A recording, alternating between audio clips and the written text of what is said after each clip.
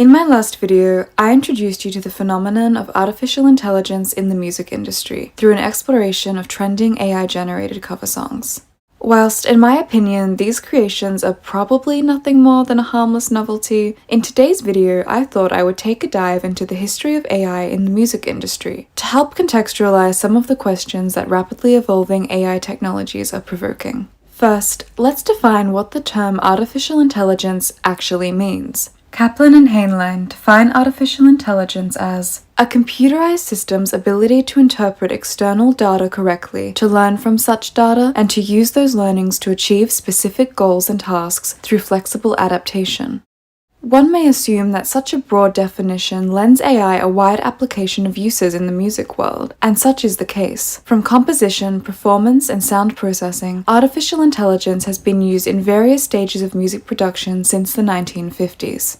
That's right. As recounted in a brilliant 2021 article by Jeff Gage for The Guardian, the first use of artificial intelligence in music making is probably older than you thought. As told by Gage, on the evening of the 9th of August 1956, a couple of hundred people squeezed into a student union lounge for a concert recital at the University of Illinois Urbana-Champaign. But this was no ordinary student performance. This was the debut of what is widely considered the first musical composition created by a machine. The Iliac Suite was devised by a member of the school's chemistry faculty, Leher and Hiller Jr., using the Illinois automatic computer, nicknamed Iliac-1. Hiller, in collaboration with mathematician Leonard Isaacson, had programmed the machine to algorithmically sort compositional data fed to it. Once generated, the data was transcribed by hand into musical annotation. The composition was a notable step up from musical recordings by Alan Turing's Mark II computer several years earlier. The founding father of AI and modern computer science had successfully generated 3 primitive melodies of popular songs in 1951, but Iliac Suite was different. It was deliberate, complex, and publicized. Over the next 2 decades, AI technologies continued to steadily advance, with the first academic paper on algorithmic music composing published in 1960 by Russian researcher R.K. Zarapov. In 1965, a then 17-year-old Ray Kurzweil, a now prominent author and computer scientist, among many other things, programmed his computer to generate piano melodies by recognizing patterns in the works of famous classical composers. Later that year, he would perform one such composition on the popular American game show I've Got a Secret.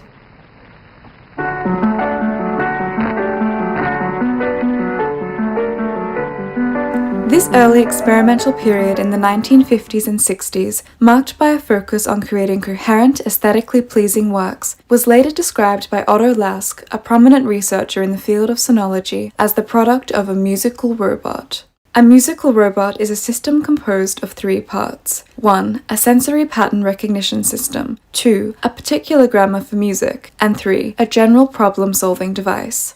The 1970s saw the development of more sophisticated AI music applications, which Lask comparatively described as musical intelligence. Musical intelligence, Lask wrote, is where the robot is intelligent to the degree that it is capable of replacing a search through all possibilities by plans developed on the base of music grammatical constraints. In other words, as explained by Coates, musical intelligence replaces brute force searching by knowledge-based understanding and is characterized by AI technologies displaying an awareness of how musical elements function. In 1974, the first International Computer Music Conference was held in Michigan State University. With academic interest in musical intelligence surging and the availability of computing resources increasing, the next breakthrough in AI music creation was just around the corner. In 1981, acclaimed composer and professor David Cope was struck with a severe case of writer's block after being commissioned to write an opera. In desperation, with a long-standing interest in automatic composition, he started to play around with the Macintosh computer. This led Cope to developing Experiments in Musical Intelligence, or EMI, a program which could be fed the works of classical composers and generate compositions in the style of their works. As explained by George Johnson writing for the New York Times in 1997, Cope would feed it bar conventions that had been simplified and encoded into a special language. Then the computer would analyze the samples, using pattern-matching algorithms to compile a dictionary of the musical words Buck liked to use, characteristic chords, melodies, and rhythms, along with rules of syntax, where they belonged in the musical sentences and paragraphs. Finally, following rules provided by Dr. Cope for assembling Baroque-like inventions, the program would generate a composition.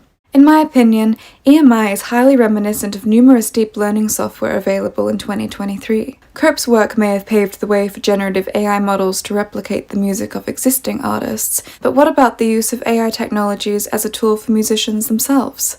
A longtime fan of the cut-up technique, in which an artist cuts or tears pieces of written material into pieces before rearranging them in the hope of finding inspiration. In the late 1990s, British musician David Bowie helped develop the Verbicizer, a custom-made text randomization software which could digitally reshuffle Bowie's inputs.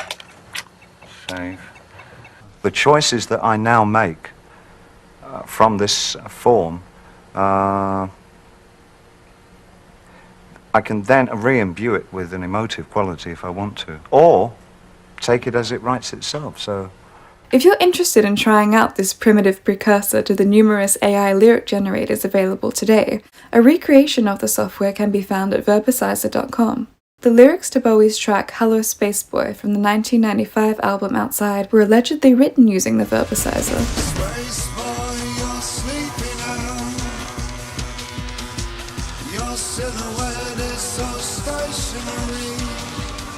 If you're a musician afraid you'll soon be put out of work, or simply a music enthusiast frightened that AI somehow signifies the death of creativity, I hope this video has reassured you that the application of AI in music is not some big new threat. Musicians have experimented with generative AI for decades now, and in my opinion, this hasn't hindered creative outputs. Dare I say, when looking over these past examples, there is real potential for rapidly evolving AI technologies to be the breath of fresh air that the industry needs. Remember Ray Kurzweil, the 17-year-old I've Got a Secret contestant who I mentioned earlier in this video? I'll leave you with a quote of his that lingered in my mind long after reading over his story. The profound aspect of technology is that once secrets are revealed, the magic doesn't disappear. If you enjoyed this video, feel free to subscribe or leave a comment with your thoughts. Thank you for watching, and bye for now.